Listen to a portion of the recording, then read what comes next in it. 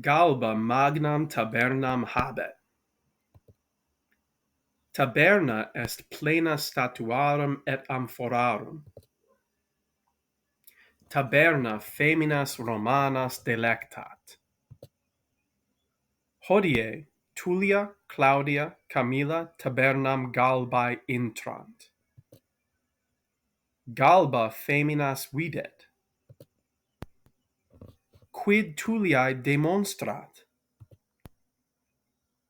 Tulliae parvam statuam demonstrat, sed Tullia statuam non desiderat. Galba Claudiae statuam demonstrat. Claudia statuam spectat et desiderat. Itaque femina Galbae pecuniam dat.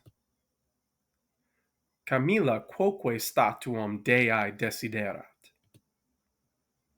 Galba Camillae rubram Dianae statuam demonstrat.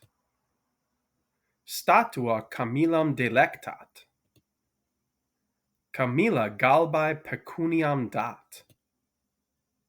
Tum Galba feminis Romanis amphoram demonstrat.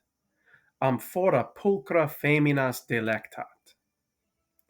Tullia filias vocat. Tum Galba filiabus Tulliae amphoram demonstrat.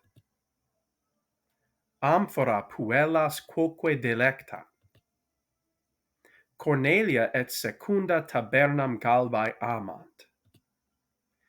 Interdum Galba filiabus Tulliae parvam statuam dat. Galba puellis fabulas saepe narrat. Cornelia et secunda fabulas amant.